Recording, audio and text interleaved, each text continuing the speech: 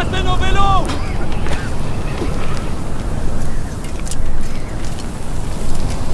Ils sont là-bas! Allons-y!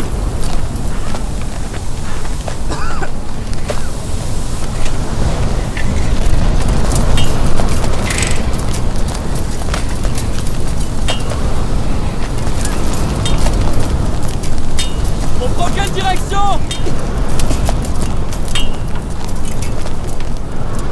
Je ne vois pas où on va!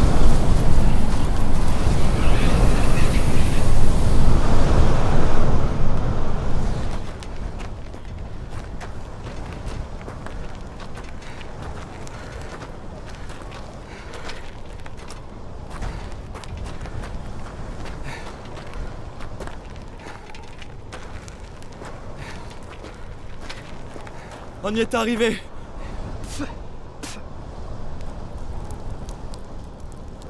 Maintenant il pleut! Quelle aventure aujourd'hui! La prochaine fois, on vérifiera la météo avant de partir.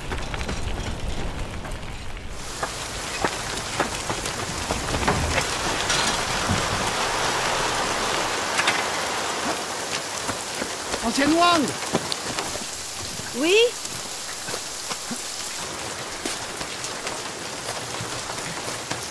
Qui est là? Ancienne Wang! Qui êtes-vous?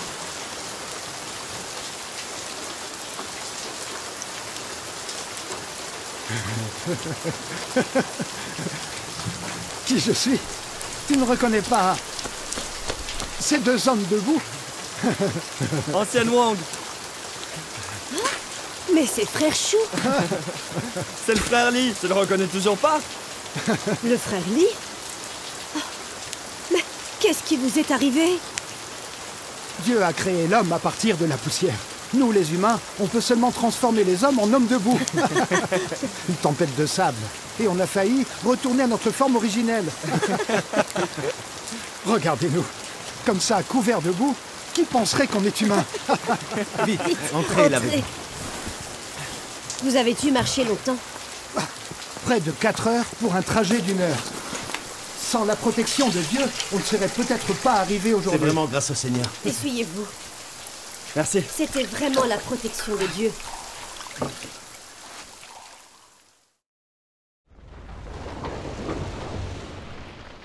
Vous voulez éviter les grandes catastrophes, mais avez-vous les qualifications requises? Un des plus grands glaciers de l'Antarctique, appelé le glacier Thwaites, pourrait s'effondrer dans les prochaines années. Quand cela arrivera, ce sera catastrophique pour la Terre entière. Ça submergera certaines îles de basse altitude et fera monter le niveau de la mer. Et puis il y a la plus grande île du monde, le Groenland. Oui, le Groenland. Sa calotte glaciaire fond aussi continuellement. Quand tout aura fondu, le niveau de la mer de la Terre s'élèvera de 7 mètres. 7 mètres, c'est beaucoup. Plus de 100 villes côtières dans le monde seront submergées. Les grandes villes de Chine comme Shanghai, Tianjin ou encore Guangzhou, et beaucoup de villes dans le delta du fleuve Yangtze, le delta de la rivière des Perles et ainsi de suite, seront toutes submergées. C'est vraiment très grave. Ça va poser de gros problèmes. Selon les scientifiques, vu la vitesse actuelle de fonte de cette calotte glaciaire, sa disparition totale est déjà inévitable. Personne ne peut l'arrêter ni la modifier. C'est si grave que ça. Si les glaciers de l'Antarctique fondent, les catastrophes liées à l'eau ne risquent-elles pas de s'aggraver à l'avenir? Si. Qui sait, c'est inquiétant. Si ce n'est pas la sécheresse, ce sera les inondations. Ça va être dur. Ça, c'est sûr.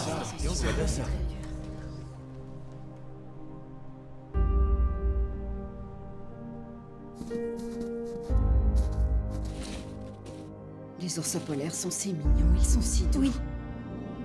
À mesure que la banquise fond, les ours polaires ne peuvent plus chasser les phoques sur la glace et souffrent donc de la faim pendant des périodes de plus en plus longues.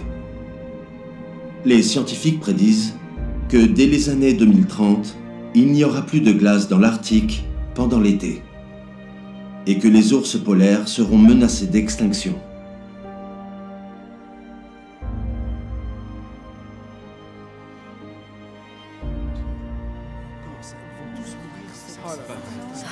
C'est pas vrai. Voici la côte nord-est de la Russie. Plus de 100 000 morses s'entassent sur des plages étroites parce qu'ils ne peuvent pas trouver de glace de mer pour se reposer. Certains grimpent même des falaises de 80 mètres de haut.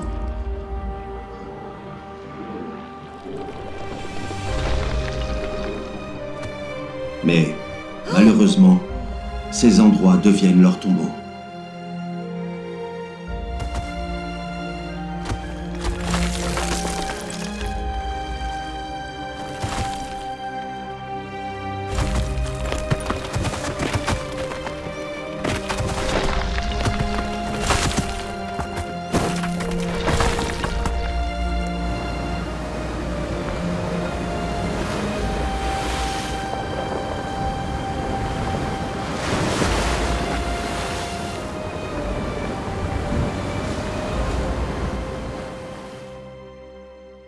L'humanité a grandement péché. Oh, c'est terrible. La calotte glaciaire de l'Antarctique fond. Et la banquise arctique n'est pas mieux lotie. Sa superficie diminue et elle fond plus vite. Cette fonte, qu'a-t-elle à voir avec nous? C'est une catastrophe? Oui. Écoutez, ne sous-estimez pas la banquise arctique. Elle reflète la lumière et la chaleur du soleil et empêche la hausse de température de l'air. Elle régule la température de la Terre. Sans la banquise arctique, la lumière et la chaleur du soleil seront directement absorbées par la mer, accélérant le réchauffement climatique. Et il y aura plus de conditions météorologiques extrêmes. C'est quoi des conditions extrêmes? Vous ignorez ce que sont les conditions météorologiques extrêmes? Eh bien, les tempêtes, les pluies torrentielles, les blizzards et les vagues de froid intense. Et les typhons et les tempêtes de grêle. Les tornades aussi. Et les tempêtes de sable, c'est vrai. Oui, exact. Et puis, le brouillard épais, les longues sécheresses. En fait, ce sont toutes ces choses. Oui. Si jamais toute la glace de mer de l'Arctique fond, les hautes températures seront insupportables pour toute l'humanité et on mourra grillé. Et tu sais, il a raison. Il fait de plus en plus chaud. L'été 2022, une vague de chaleur extrême a balayé l'Europe. Plus de 60 000 personnes de 35 pays en sont mortes. Personnes âgées, infirmes, femmes et enfants ont été les plus touchés.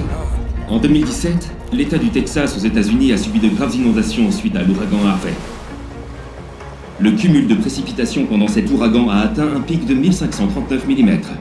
Harvey est un des cyclones tropicaux qui a causé le plus de précipitations et les plus grandes pertes financières dans l'histoire américaine.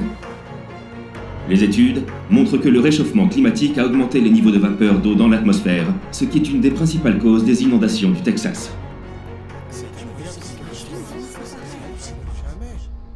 Les précipitations, qui ne survenaient qu'une fois par siècle ou par millénaire, sont désormais presque annuelles. Dans certaines régions, il tombe même en un jour l'équivalent des précipitations annuelles. La pluie d'une année. Et les précipitations à cette échelle vont devenir plus fréquentes dans le futur. Ça ressemble à une grande catastrophe. Oui, c'est vrai. N'est-ce pas l'accomplissement de la grande tribulation dont il est question dans Matthieu 24, 21 ?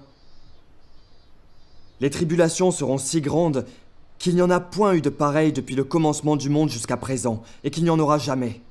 Ici, tribulation fait référence aux catastrophes. Ça veut dire que les grandes catastrophes ont déjà commencé. Oui, c'est exact. Les catastrophes causées par la fonte des glaciers polaires ne sont pas seulement locales. En fait, elles sont mondiales. On vit tous sur la même planète. En tant qu'humains, on vit et on meurt avec cette planète. Quand la planète fait face aux catastrophes et aux situations désespérées, on ne s'en sort pas mieux. Il a raison. Est-ce que ça veut dire que les grandes catastrophes ont vraiment commencé? Comme les grandes catastrophes ont commencé, le Seigneur ne va-t-il pas revenir bientôt? Le Seigneur revient? C'est merveilleux! On a tant attendu ce jour! Oui. Session 1. Comment le Seigneur reviendra-t-il dans les derniers jours? Il y a 2000 ans, le Seigneur Jésus a dit « Et lorsque je m'en serai allé et que je vous aurai préparé une place, je reviendrai et je vous prendrai avec moi. » La promesse du Seigneur Jésus est la plus grande espérance pour ceux qui croient en lui. Si nous pouvons accueillir le Seigneur de notre vivant, ce sera la plus grande bénédiction et nous pourrons entrer dans le royaume des cieux. Mais si nous manquons le retour du Seigneur, ce sera le plus grand regret de notre vie et nous porterons ce regret pour l'éternité. Alors, quels sont les signes du retour du Seigneur dans les derniers jours? Il y a 2000 ans, le Seigneur Jésus lui-même a prophétisé. Vous entendrez parler de guerre et de bruit de guerre. Gardez-vous d'être troublés, car il faut que ces choses arrivent. Mais ce ne sera pas encore la fin. Une nation s'élèvera contre une nation, et un royaume contre un royaume, et il y aura en divers lieux des famines et des tremblements de terre. Pensez-vous que ces prophéties se sont toutes accomplies? Vivons-nous à présent dans les derniers jours? Est-ce le moment pour le Seigneur de revenir? Actuellement, des catastrophes frappent le monde entier les unes après les autres. Elles deviennent de plus en plus graves et fréquentes. Les famines, les inondations, les sécheresses, les tremblements de terre, les épidémies et même les guerres sont toutes apparues. Cela confirme que les grandes catastrophes ont commencé, ce qui signifie que nous sommes précisément à l'époque du retour du Seigneur. Mais savez-vous exactement comment le Seigneur viendra? Et comment devons-nous l'accueillir? Certaines personnes pourraient dire « Ce n'est pas notre affaire. Le Seigneur viendra quand il le voudra. » Mais, frères et sœurs, savez-vous que la Bible décrit deux façons différentes d'accueillir le Seigneur? Celle des vierges sages et celle des vierges folles? Les vierges sages n'attendent pas passivement. Elles recherchent activement et se préparent à la venue du Seigneur, ayant leur huile prête. Comme le Seigneur Jésus l'a dit, « Celui qui cherche, trouve, et l'on ouvre à celui qui frappe. » Et qu'en est-il des vierges folles? Elles sont tièdes quant au retour du Seigneur, s'accrochent obstinément à leurs croyances traditionnelles, à leurs propres notions et à leur propre imagination, au lieu de chercher à comprendre les intentions du Seigneur. Ainsi, même si elles attendent aussi le retour du Seigneur, elles manqueront l'occasion de l'accueillir. Ce n'est pas une simple étude biblique ordinaire. Nous allons partager en profondeur sur ce sujet crucial du retour du Seigneur. Un sujet qui détermine si nous pouvons l'accueillir et avoir une belle destination.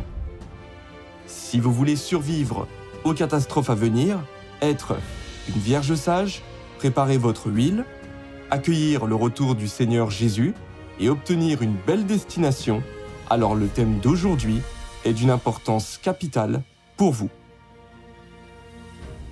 1. Le Seigneur Jésus a prophétisé la venue du Fils de l'homme.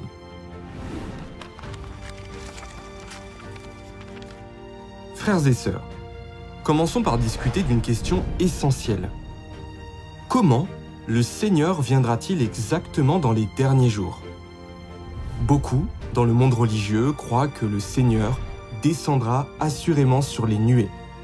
Il s'appuie sur le livre de l'Apocalypse 1:7 qui prophétise « Voici, il vient avec les nuées, et tout œil le verra, même ceux qui l'ont percé, et toutes les tribus de la terre se lamenteront à cause de lui. » Sur cette base, ils s'attendent à ce que, lorsque le Seigneur reviendra, des anges sonneront de la trompette et qu'il descendra du ciel dans une grande gloire.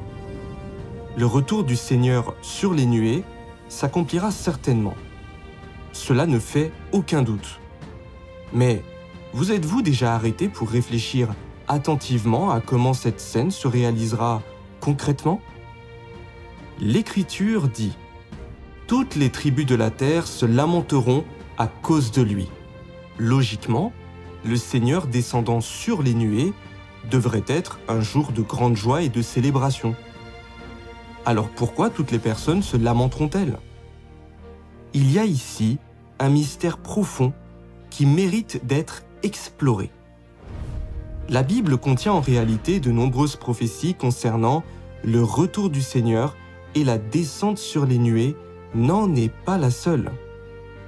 Si nous insistons pour dire que le Seigneur ne viendra que sur les nuées, en nous basant uniquement sur 1 ou 2 versets, ne faisons-nous pas une conclusion hâtive? En agissant ainsi, nous risquons fortement de manquer notre chance d'accueillir le Seigneur et d'être éliminés par lui. Pour vraiment comprendre comment le Seigneur reviendra, nous devons examiner calmement toutes les différentes prophéties. Lorsque nous le faisons, nous obtiendrons de nouvelles et importantes lumières. La Bible contient de nombreuses prophéties sur le retour du Seigneur. Des prophéties du Seigneur Jésus, des prophéties humaines et des prophéties des anges. Si nous voulons savoir comment le Seigneur reviendra, quelles prophéties sont les plus exactes? Bien sûr, nous devons nous appuyer sur les prophéties du Seigneur Jésus lui-même. Cependant, la plupart des gens dans le monde religieux citent des prophéties humaines et espèrent que le Seigneur apparaîtra publiquement sur les nuées tout en négligeant ce que le Seigneur Jésus a dit lui-même. Le retour du Seigneur n'est pas une chose simple. Il contient plusieurs mystères qu'il faut chercher à comprendre. Le Seigneur Jésus a dit « Pour ce qui est du jour et de l'heure, personne ne le sait, ni les anges des cieux, ni le Fils, mais le Père seul. Si personne ne connaît ni jour, ni heure, pas même les anges, alors notre seule espérance pour accueillir le Seigneur est de nous appuyer sur ses propres prophéties. C'est seulement ainsi que nous aurons l'espérance d'accueillir le Seigneur. Regardons maintenant ensemble les prophéties du Seigneur Jésus lui-même. Car comme l'éclair part de l'Orient et se montre jusqu'en Occident, ainsi sera l'avènement du Fils de l'homme. Car comme l'éclair resplendit et brille d'une extrémité du ciel à l'autre, ainsi sera le Fils de l'homme en son jour. Mais il faut auparavant qu'il souffre beaucoup et qu'il soit rejeté par cette génération. C'est pourquoi vous aussi, tenez-vous prêts, car le Fils de l'homme viendra à l'heure où vous n'y penserez pas. Ce qui arriva du temps de Noé arrivera de même à l'avènement du Fils de l'homme. Au milieu de la nuit, on cria « Voici l'époux, allez à sa rencontre.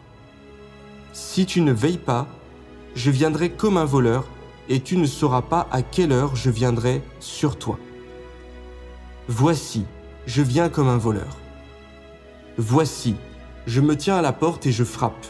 Si quelqu'un entend ma voix et ouvre la porte, j'entrerai chez lui, je souperai avec lui, et lui avec moi. » Aucune de ces prophéties du Seigneur Jésus ne mentionne une descente sur les nuées que tout œil pourrait voir. Ainsi, la manière dont le Seigneur reviendra n'est pas celle que les gens imaginent. Ces versets mentionnent à plusieurs reprises plusieurs points clés. La venue du Fils de l'homme, sa venue comme un voleur, la nécessité d'écouter sa voix, le fait qu'il sera rejeté par cette génération et ainsi de suite. Alors, que signifie exactement la venue du Fils de l'homme et venir comme un voleur? Pourquoi devons-nous accueillir le Seigneur en écoutant sa voix? Et pourquoi sera-t-il rejeté par cette génération? Il y a un grand mystère et une vérité profonde à découvrir ici.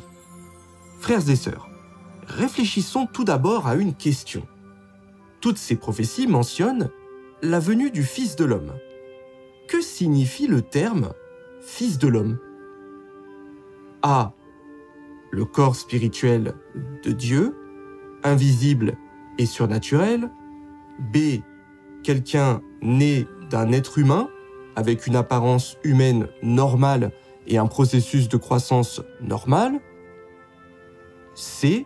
Je ne suis pas sûr. La réponse correcte est B. Quelqu'un né d'un être humain avec une apparence humaine normale et un processus de croissance normal. Avez-vous bien répondu? Le terme « fils de l'homme » désigne une personne née d'un être humain, possédant une humanité normale et suivant un processus de croissance ordinaire. L'esprit ne peut pas être appelé « fils de l'homme ». De la même manière, l'Éternel Dieu est esprit, sans forme ni image. Il n'a jamais été appelé « fils de l'homme ». Certaines personnes ont vu des anges.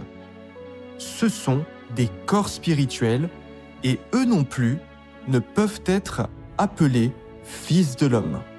Le terme « fils de l'homme » fait donc référence à Dieu devenant chair, à l'incarnation.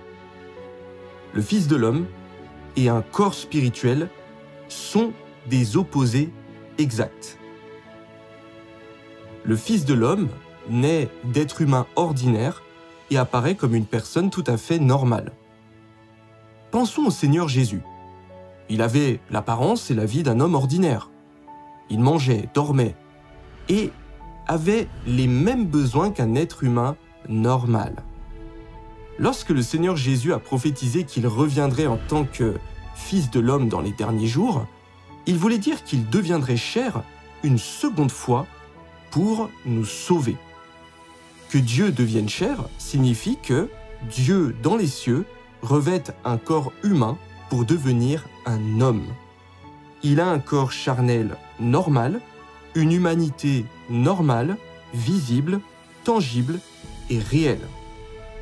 Il vit réellement parmi les hommes sur la terre. En d'autres termes, c'est l'essence de Dieu qui devient chair, qui devient une personne. Par conséquent, lorsque le Seigneur Jésus a dit « Le Fils de l'homme viendra », il faisait référence à son retour dans les derniers jours sous forme de chair une seconde fois. Le Seigneur Jésus a également prophétisé « Car comme l'éclair resplendit et brille d'une extrémité du ciel à l'autre, ainsi sera le Fils de l'homme en son jour. Mais il faut auparavant qu'il souffre beaucoup et qu'il soit rejeté par cette génération. » Le verset « Mais il faut auparavant qu'il souffre beaucoup et qu'il soit rejeté par cette génération » est une preuve supplémentaire que le Seigneur reviendra en chair. Ce n'est que si Dieu vient parmi les hommes dans la chair qu'il sera rejeté et condamné. Ce n'est qu'en venant comme un homme ordinaire qu'il pourrait effectivement souffrir et être rejeté par cette génération. S'il venait dans un corps spirituel, glorieux, descendant sur les nuées, qui oserait lui résister? Alors, il ne serait pas question de souffrance, encore moins d'être rejeté de nouveau. Par conséquent, le retour du Seigneur Jésus sera assurément en chair. Cela ne fait aucun doute. Certains pourraient demander, s'il vient comme dans l'incarnation, pourquoi la prophétie n'a-t-elle pas simplement dit « incarnation » ? Pourquoi utilise-t-il précisément l'expression « fils de l'homme » ? Parce que les prophéties sont souvent exprimées de manière implicite. Si le Seigneur avait dit clairement « Dieu incarné », il ne s'agirait plus d'une prophétie, mais d'une déclaration explicite. Mais ceux qui ont de la compréhension, qui méditent sur le sens du Fils de l'homme, recevront des éclairages et ainsi en viendront à reconnaître que cela fait référence à Dieu incarné. C'est peut-être la première fois que vous entendez cela, mais ne nous hâtons pas à tirer des conclusions. Si vous continuez à écouter avec un cœur humble, vous découvrirez encore davantage de preuves du retour de Dieu dans la chair. La Bible prédit aussi « Si tu ne veilles pas, je viendrai comme un voleur. Voici, je viens comme un voleur. » Alors, que signifie la venue du Seigneur comme un voleur? Et comment cela s'accomplira-t-il? Le fait que le Seigneur vienne comme un voleur est clairement une métaphore qui décrit sa manière de revenir. Tire comme un voleur signifie qu'il viendra secrètement, silencieusement, sans que les gens s'en aperçoivent facilement. Ce ne sera pas un événement public, bruyant ou connu de tous. Cela signifie que la venue du Seigneur à la fin des temps sera une venue secrète, cachée. Même si certaines personnes le verront, elles ne le reconnaîtront pas, car elles ne sauront pas qu'il est Dieu. C'est pourquoi Jésus utilise l'image du voleur pour décrire la venue et l'œuvre du Fils de l'homme, une description tout à fait appropriée. C'est exactement comme lorsque le Seigneur Jésus est apparu pour la première fois. En apparence, il était un homme ordinaire. Personne ne pouvait deviner qu'il était Dieu rien qu'en le regardant. Si les gens avaient pu le reconnaître comme le Messie à son apparence, ils ne l'auraient pas crucifié. Cela montre que les gens ne pouvaient pas reconnaître Dieu incarné à travers son apparence extérieure. La Bible nous donne d'autres exemples similaires. Lorsque Jésus a demandé de l'eau à la femme samaritaine près du puits, elle pensait simplement parler à un étranger. De même, lorsque Judas a trahi le Seigneur Jésus, il a dû l'embrasser sur la joue pour que les soldats romains puissent l'identifier. Le Seigneur Jésus incarné avait l'apparence d'un homme ordinaire. De l'extérieur, il ressemblait à n'importe quelle autre personne. C'est pourquoi on ne pouvait pas le reconnaître simplement à son apparence. Tout comme on ne peut pas reconnaître un voleur en le regardant de l'extérieur. Ainsi, quand le Seigneur Jésus a prophétisé « Je viens comme un voleur », il faisait précisément référence à son retour dans la chair une seconde fois. 2. Le Seigneur viendra d'abord en secret dans la chair, puis apparaîtra publiquement sur les nuées. À présent, nous comprenons tous que le Seigneur reviendra dans la chair en devenant le Fils de l'homme pour apparaître et accomplir son œuvre. C'est un fait que personne ne peut nier. Mais alors, une question se pose. Pourquoi est-il écrit dans Apocalypse chapitre 1 verset 7 « Voici, il vient avec les nuées, et tout œil le verra, même ceux qui l'ont percé, et toutes les tribus de la terre se lamenteront à cause de lui. » Ces paroles ne parlent-elles pas de l'apparition du Seigneur sur les nuées? Or, les versets que nous avons vus tout à l'heure mentionnent le retour du Fils de l'homme. Cela ne semble-t-il pas contradictoire? Cette contradiction est illusoire. Dans le fond, il n'en est rien. Déjà, sachons que toutes les prophéties bibliques doivent s'accomplir. C'est juste que cela se fait en étapes et selon un processus. La venue du Fils de l'homme et l'apparition sur les nuées doivent toutes deux s'accomplir, mais dans un ordre précis et selon un temps différent. Le Seigneur reviendra d'abord en chair et en os, en secret, puis apparaîtra publiquement sur les nuées. Frères et sœurs, les prophéties bibliques nous montrent que le retour du Seigneur s'accomplira en deux étapes. D'abord, une venue secrète, puis une apparition publique. La venue secrète comme un voleur est celle de Dieu incarné en chair qui manifeste la vérité et accomplit l'œuvre de jugement dans les derniers temps. Le but principal est de former un groupe de vainqueurs accomplissant ainsi la prophétie selon laquelle le jugement va commencer par la maison de Dieu. L'œuvre de jugement de Dieu dans les derniers jours commencera donc par cette venue secrète de Dieu incarné qui exprimera la vérité et jugera toute l'humanité en commençant par la maison de Dieu. Dieu purifiera et sauvera ceux qui entendent sa voix et les formera en vainqueurs. Puis, lorsque Dieu reviendra à Sion, la grande catastrophe commencera. Dieu utilisera d'une part les catastrophes pour punir et détruire ce vieux monde, et d'autre part pour accomplir l'œuvre de jugement. Après la grande catastrophe, lorsque Dieu apparaîtra publiquement sur les nuées, l'œuvre de jugement sera complètement achevée et le royaume de Dieu s'établira pleinement. Ainsi, le retour du Seigneur se déroule en 2 étapes. Avant les catastrophes, le Seigneur revient dans la chair pour exprimer la vérité et exercer le jugement. Puis, après les catastrophes, le Seigneur descendra publiquement dans un corps spirituel pour récompenser les bons et punir les méchants. Ces 2 manières sont toutes 2 prophétisées par le Seigneur. Le ciel et la terre passeront, mais les paroles de Dieu ne passeront jamais. Mais y a-t-il une différence entre accueillir le Seigneur venu en chair et attendre de le voir descendre sur des nuées? Si nous ne reconnaissons le Seigneur que lorsqu'il descend publiquement sur les nuées, en rejetant son retour incarné, quelles en seront les conséquences? Pour comprendre cela, il faut d'abord saisir l'œuvre que le Seigneur accomplira lorsqu'il reviendra dans la chair. Avant les catastrophes, le Seigneur reviendra secrètement en chair pour former un groupe de vainqueurs. Lorsque nous verrons le Seigneur descendre sur les nuées avec des millions d'anges, cela signifiera que l'œuvre de formation des vainqueurs sera déjà accomplie.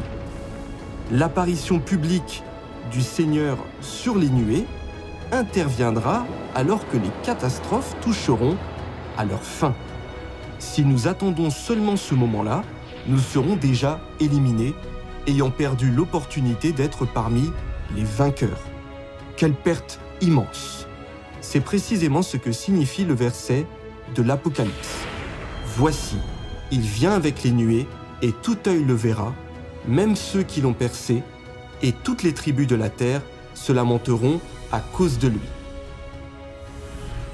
Ainsi, bien qu'il existe 2 façons d'accueillir le Seigneur, soit dans la chair, avant les catastrophes, soit dans une apparition publique après les catastrophes, les conséquences et les résultats en sont diamétralement opposés.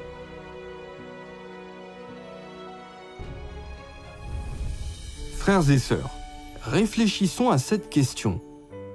Quelle est la meilleure manière d'accueillir le Seigneur afin de recevoir son salut dans les derniers jours?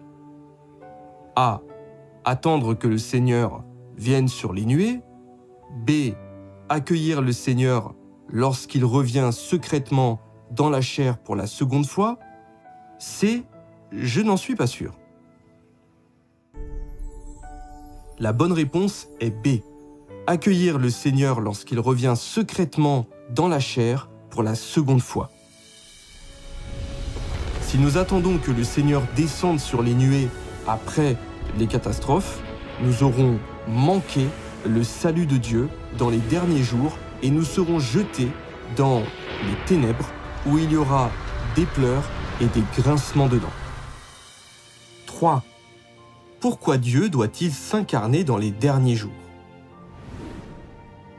Il y a 2000 ans, le Seigneur est apparu et a œuvré dans la chair. Pourquoi Dieu doit-il se faire chair à nouveau dans les derniers jours? Certains pourraient se demander, est-ce vraiment nécessaire?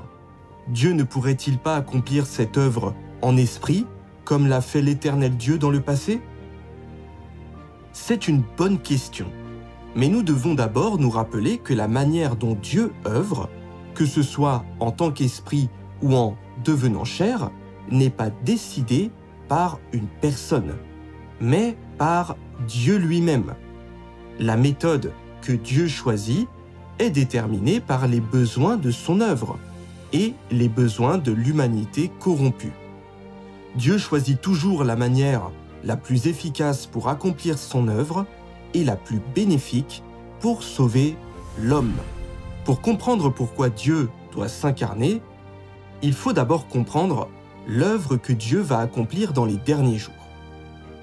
Dieu se fait chair pour exprimer la vérité, ce qui est plus facile à approcher et à comprendre pour l'homme. Le Seigneur Jésus lui-même a prophétisé. J'ai encore beaucoup de choses à vous dire, mais vous ne pouvez pas les supporter maintenant. Cependant, quand viendra l'Esprit de vérité, il vous conduira dans toute la vérité. Le Père ne juge personne, mais il a remis tout jugement au Fils. Et il lui a donné le pouvoir de juger parce qu'il est Fils de l'homme. Si quelqu'un entend mes paroles et ne les garde point, ce n'est pas moi qui le juge, car je suis venu non pour juger le monde, mais pour sauver le monde. Celui qui me rejette et qui n'accepte pas mes paroles a son juge. La parole que j'ai annoncée, c'est elle qui le jugera au dernier jour. Lorsque le Seigneur Jésus a dit « J'ai encore beaucoup de choses à vous dire, mais vous ne pouvez pas les supporter maintenant », cela signifie que le Seigneur avait beaucoup de choses qu'il voulait nous dire, mais que l'humanité de son temps n'était pas encore prête à les porter. C'est pour cette raison que ces paroles ont été réservées pour les derniers jours. Les Écritures nous enseignent aussi que dans les derniers jours, le Seigneur utilisera ces paroles pour juger l'humanité. Cela signifie que le Seigneur exprimera la vérité pour juger, purifier et sauver un groupe de personnes en faisant d'elles des vainqueurs. Frères et sœurs, réfléchissons-y. Si le Seigneur revient pour exprimer la vérité et juger, quelle méthode nous permettrait-elle de mieux nous approcher de lui et de mieux comprendre ses paroles? A. Dieu devient chair, ayant une apparence humaine et parlant la langue des hommes. B. Dieu nous parlant directement du ciel en tant qu'esprit. C. Je ne sais pas. La bonne réponse est A. Dieu devient chair, ayant une apparence humaine et parlant la langue des hommes. Pourquoi est-il irréaliste que l'Esprit fasse directement cette œuvre? Pourquoi Dieu doit-il devenir chair dans les derniers jours? Considérez ceci. Si l'Esprit de Dieu parlait directement à l'homme, l'homme pourrait-il vraiment le supporter? Rappelez-vous cet exemple de l'Ancien Testament. Tout le peuple entendait les tonnerres et le son de la trompette. Il voyait les flammes de la montagne fumante. À ce spectacle, le peuple tremblait et se tenait dans l'éloignement. Ils dirent à Moïse: « Parle-nous toi-même, et nous écouterons, mais que Dieu ne nous parle point, de peur que nous ne mourions. » Lorsque l'Éternel Dieu est apparu en esprit sur le mont Sinaï, le peuple fut saisi de peur. Les Israélites dirent à Moïse: « Toi, parle avec Dieu, nous obéirons à tout ce que Dieu ordonne. Mais nous n'osons pas voir la face de Dieu. » Quand l'Esprit parle, c'est comme un tonnerre venant du ciel. Les gens n'auraient-ils pas peur? Oseraient-ils s'approcher de l'Esprit? Et si les gens ne peuvent pas l'approcher, comment Dieu peut-il interagir avec eux, les approvisionner et les diriger? En revanche, en s'incarnant une seconde fois, Dieu peut s'exprimer avec un langage humain, ce qui permet aux hommes de comprendre clairement ses intentions. Lorsque le Seigneur Jésus œuvrait parmi les hommes, étant en chair, il pouvait réellement entrer en contact direct avec eux, leur parler face à face et leur transmettre la vérité à tout instant. Souvent, il utilisait de simples paraboles tirées de la vie quotidienne, comme celle du filet ou de la levure, afin que ceux qui aiment la vérité puissent facilement comprendre et la mettre en pratique. Cela montre que l'incarnation de Dieu est le meilleur moyen de guider l'humanité vers la vérité et le salut. Pour rendre cela encore plus clair, lisons quelques autres passages des paroles. Le salut des hommes par Dieu ne se fait pas directement par le biais de l'Esprit ou par l'identité de l'Esprit, car les hommes ne peuvent pas toucher son esprit, le voir, ni se rapprocher de lui. S'il tentait de sauver les hommes directement en employant la perspective de l'esprit, les hommes seraient incapables de recevoir son salut. Si Dieu ne prenait pas la forme extérieure d'un homme créé, il n'y aurait aucun moyen pour l'homme de recevoir ce salut. Car l'homme n'a absolument aucun moyen de s'approcher de lui, tout comme personne ne pouvait s'approcher de la nuée de l'Éternel.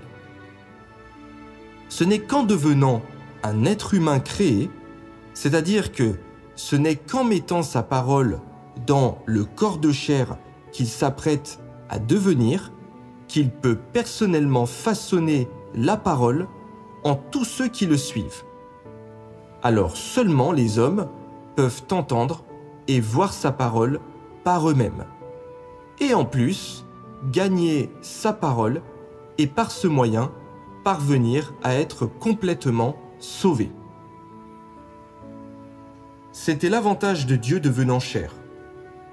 Il pouvait profiter de la connaissance du genre humain et utiliser le langage humain pour parler aux gens, pour exprimer ses souhaits.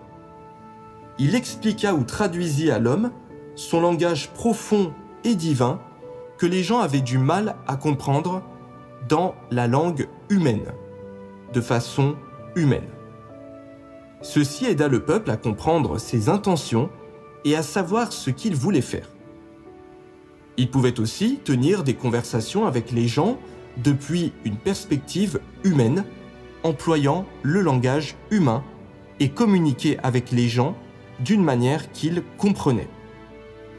Il pouvait même parler et travailler en utilisant la langue et la connaissance humaine, de sorte que les gens pouvaient sentir sa bienveillance et sa proximité, de sorte qu'ils pouvaient voir son cœur. Ces paroles rendent la vérité très claire. Le fait que Dieu s'incarne pour œuvrer et parler est très significatif. Dieu le fait en réponse aux besoins de l'humanité corrompue. Bien que l'Esprit de Dieu soit apparu et ait parlé à certaines occasions pendant l'ère de la loi, ses manifestations étaient rares et ses paroles limitées. Le Seigneur Jésus a prophétisé « J'ai encore beaucoup de choses à vous dire, mais vous ne pouvez pas les supporter maintenant. Cependant, quand viendra l'Esprit de vérité, il vous conduira dans toute la vérité. » Ce passage nous montre qu'au dernier jour, le Seigneur Jésus a beaucoup de choses à nous révéler et qu'il nous guidera dans toute la vérité. Cela signifie que pour accomplir l'œuvre de jugement dans les derniers jours, Dieu doit exprimer de nombreuses vérités et prononcer beaucoup de paroles pour sauver l'humanité. Par conséquent, l'Esprit parlant et œuvrant directement ne convient pas à l'œuvre des derniers jours. Ce n'est qu'en devenant chair que Dieu peut vivre réellement parmi les hommes.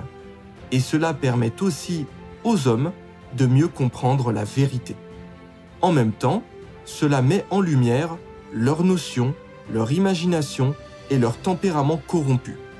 Ainsi, Dieu peut exprimer la vérité en fonction de la nature corrompue de l'homme, purifier cette nature pécheresse et finalement délivrer l'homme de l'emprise de Satan. Pour nous qui sommes nés dans les derniers jours, accueillir le retour du Seigneur dans la chair est la plus grande bénédiction. Dieu dans la chair sépare le bien du mal, classant chacun selon son espèce. Il existe de nombreuses raisons pour lesquelles Dieu doit s'incarner afin d'accomplir son œuvre dans les derniers jours. Il vient pour exprimer ses paroles afin de juger, purifier et sauver l'humanité.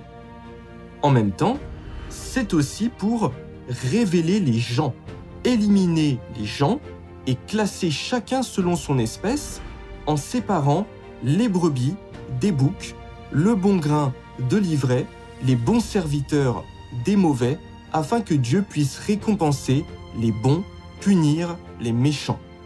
Si Dieu apparaissait simplement dans son corps spirituel glorieux, alors tous, bons comme mauvais, se prosterneraient devant lui. Dans ce cas, comment le bien pourrait-il être réellement séparé du mal? C'est pourquoi l'incarnation est la grande sagesse de Dieu. Elle révèle tout le monde.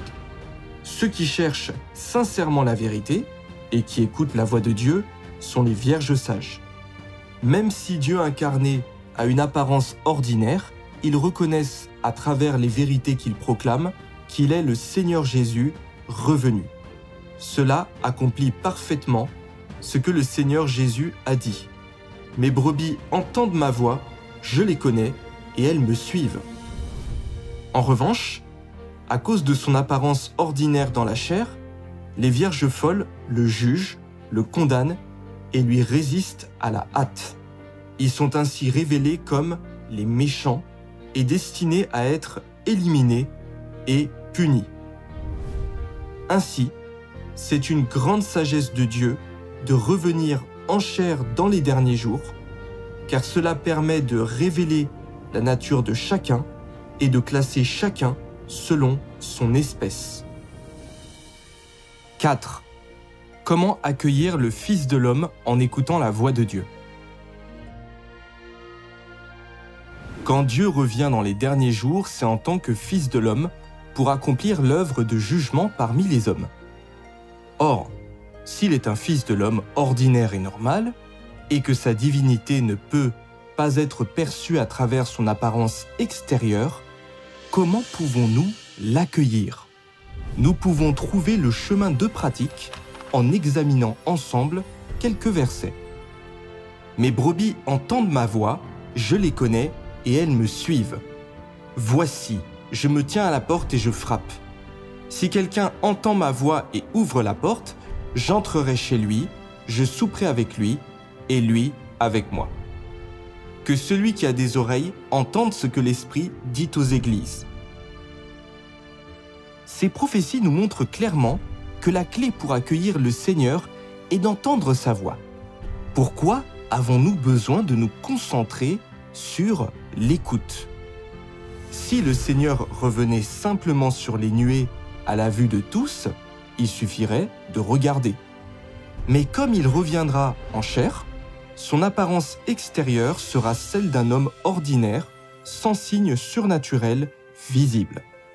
Ainsi, pour reconnaître Dieu incarné, il faut écouter sa voix.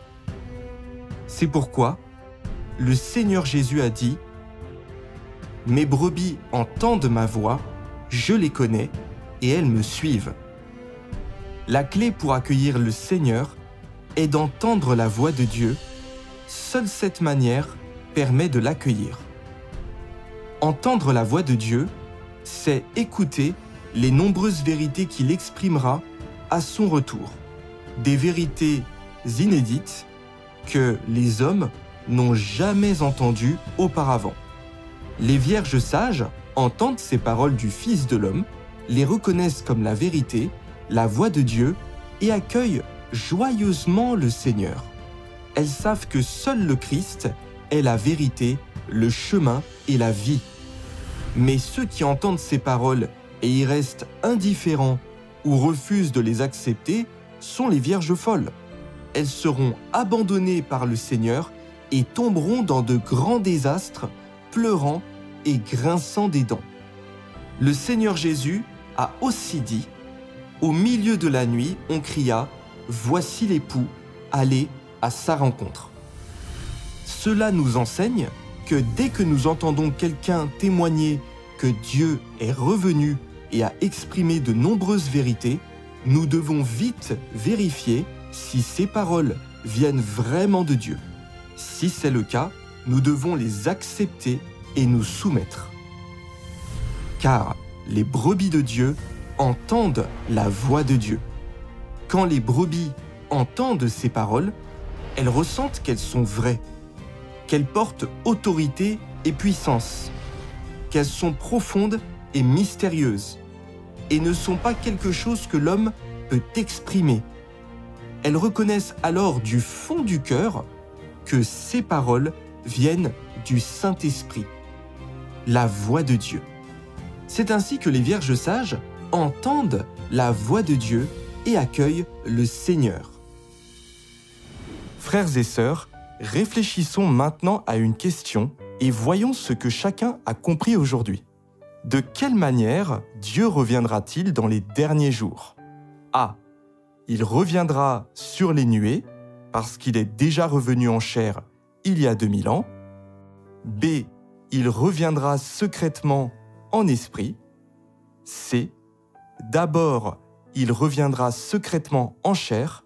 Ensuite, il apparaîtra publiquement sur les nuées. D. Je n'en suis pas sûr.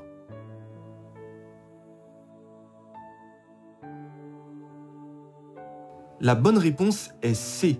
D'abord, il reviendra secrètement en chair. Ensuite, il apparaîtra publiquement sur les nuées. Avez-vous bien répondu? 5. Quelles sont les conséquences de croire au Seigneur, mais de ne pas l'accueillir?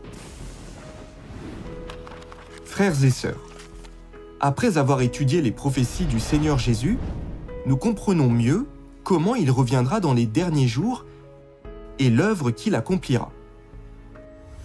Le retour du Seigneur se divise en 2 étapes, la venue secrète et l'apparition publique.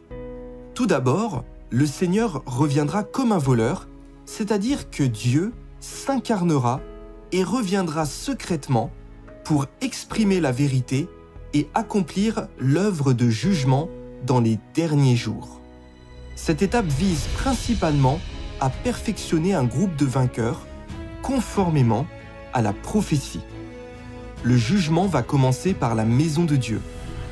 Quand Dieu revient secrètement en chair, c'est le commencement du jugement dans les derniers jours. Il réalise d'abord l'œuvre de jugement en commençant par la maison de Dieu, purifie et sauve ceux qui entendent sa voix, les rendant vainqueurs. Ensuite, Dieu reviendra à Sion. Les grandes calamités commencent à s'abattre. Et Dieu utilisera ces désastres pour punir et détruire ce vieux monde. C'est le point culminant de l'œuvre de jugement dans les derniers jours. Enfin, après ces calamités, Dieu descendra sur les nuées et apparaîtra publiquement à tous. À ce moment-là, l'œuvre de jugement sera terminée et le royaume de Dieu se sera établi sur la terre. Par conséquent, si nous voulons être des vierges sages, nous devons accueillir Dieu qui reviendra en chair avant les calamités. C'est pourquoi le Seigneur a dit « Mes brebis entendent ma voix, je les connais, et elles me suivent. » Il veut que nous le reconnaissions par les vérités qu'il proclame lors de sa venue secrète. Quand il revient en chair, il nous guidera dans toute la vérité. C'est Dieu incarné qui nous sauve et nous donne ses promesses. Le Seigneur qui apparaîtra publiquement sur les nuées viendra plus tard pour accomplir l'œuvre de punition, anéantir les forces de Satan et de l'Antéchrist. À ce moment-là, l'œuvre de Dieu sera achevée et l'ère arrivera à sa fin. Ainsi, le Seigneur ne nous demande pas d'attendre son apparition publique, mais de veiller et d'attendre sa venue secrète. Si nous restons seulement à attendre qu'il vienne sur les nuées, nous risquons de perdre les bénédictions et de recevoir une sévère punition. Notre sort pourrait être semblable à celui de Thomas. Le Seigneur Jésus lui a dit « Parce que tu m'as vu, tu as cru. Heureux ceux qui n'ont pas vu et qui ont cru. » Ainsi, si nous pouvons accueillir le retour du Seigneur en entendant sa voix avant de le voir venir sur les nuées, nous serons véritablement bénis, nous deviendrons les vainqueurs et serons les plus heureux. Enfin, lisons un autre passage des Paroles pour mieux comprendre. Beaucoup de gens ne se soucient peut-être pas de ce que je dis. Mais je veux toujours dire à chaque soi-disant saint qui suit Jésus que quand vous verrez Jésus descendre du ciel sur une nuée blanche de vos propres yeux, ce sera l'apparition publique du soleil de justice. Peut-être que ce sera un moment de grande excitation pour toi, mais tu dois savoir que le moment où tu seras témoin de la descente de Jésus du ciel est aussi le moment où tu descendras en enfer pour être puni. Ce sera le temps de la fin du plan de gestion de Dieu, et ce sera quand Dieu récompensera le bien et punira le mal. Car le jugement de Dieu aura pris fin avant que l'homme ne voie de signe, quand il n'y aura que l'expression de la vérité. Ceux qui acceptent la vérité et ne cherchent pas de signe, et qui ont ainsi été purifiés, auront été amenés devant le trône de Dieu et seront entrés dans l'étreinte du Créateur. Seuls ceux qui persistent à croire que le Jésus qui ne monte pas sur une nuée blanche est un faux Christ seront soumis à la punition éternelle, car ils ne croient qu'au Jésus qui manifeste des signes, mais ne reconnaissent pas le Jésus qui exprime le jugement sévère et libère la vie et le vrai chemin. Et donc, il est inévitable que Jésus s'occupera d'eux quand il reviendra ouvertement sur une nuée blanche. Ils sont trop têtus, trop confiants en eux-mêmes, trop arrogants. Comment ces dégénérés pourraient-ils être récompensés par Jésus? Le retour de Jésus est un grand salut pour ceux qui sont capables d'accepter la vérité, mais un signe de condamnation pour ceux qui sont incapables d'accepter la vérité. Vous devriez choisir votre propre chemin et ne devriez pas blasphémer contre le Saint-Esprit et rejeter la vérité. Vous ne devriez pas être quelqu'un d'ignorant et d'arrogant, mais quelqu'un qui se soumet à la direction du Saint-Esprit, qui est assoiffé de vérité et la cherche. Ce n'est que de cette manière que vous en profiterez. D'après ce passage, nous comprenons que lorsque Dieu revient en chair une seconde fois dans les derniers jours, ceux qui refusent de l'accepter et de recevoir les vérités qu'il proclame en se contentant d'attendre que le Seigneur Jésus descende sur les nuées ne pourront jamais réellement l'accueillir. Ils subiront alors la punition et la destruction lors des catastrophes. Dans les derniers jours, seul Dieu incarné peut exprimer la vérité pour juger, purifier et sauver l'homme. Ceux qui, remplis de notions, le renient et le condamnent deviennent ennemis de Dieu, commettant un péché abominable. Ils choisissent ainsi leur propre destruction et attirent leur propre ruine. Après avoir entendu cela, certains pourraient se dire « Presque tous les croyants religieux pensent que le Seigneur viendra sur les nuées. C'est la première fois que j'entends parler de son retour en chair. C'est trop nouveau pour que j'y croie. » Mais nouveau veut-il dire faux? Nouveau veut-il dire erreur? Y a-t-il quelque chose dit aujourd'hui qui contredit la Bible? Non, absolument pas. Car la Bible prophétise que le retour du Seigneur se fera en 2 étapes. Tout ce qui est partagé ici est donc entièrement conforme aux prophéties bibliques. Nous devons abandonner nos notions et notre imagination personnelle et ne pas juger à l'aveugle la manière dont le Seigneur reviendra uniquement à partir d'1 ou 2 versets de la Bible.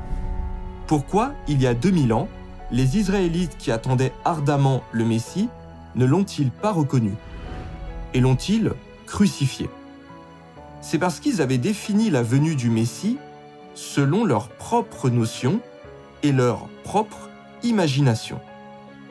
Ils s'étaient accrochés à des versets isolés, des prophéties croyant que le Messie devait naître dans un palais royal et apparaître avec gloire. Mais la manière dont le Seigneur Jésus est venu était totalement différente de ce qu'ils imaginaient et croyaient. Ils n'ont pas pu renoncer à leurs propres idées. En conséquence, ils n'ont pas reconnu le Seigneur Jésus, ont commis le crime abominable de le crucifier et ont perdu le salut du Seigneur. Leur obstination arrogance, confiance excessive et ignorance les ont conduits à la perdition. Il en est de même dans les derniers jours. Si nous nous accrochons fermement à nos propres idées ou si nous croyons aveuglément tout ce que disent nos chefs religieux, alors nous risquons de répéter la même erreur que les Israélites et de perdre le salut du Seigneur dans les derniers jours.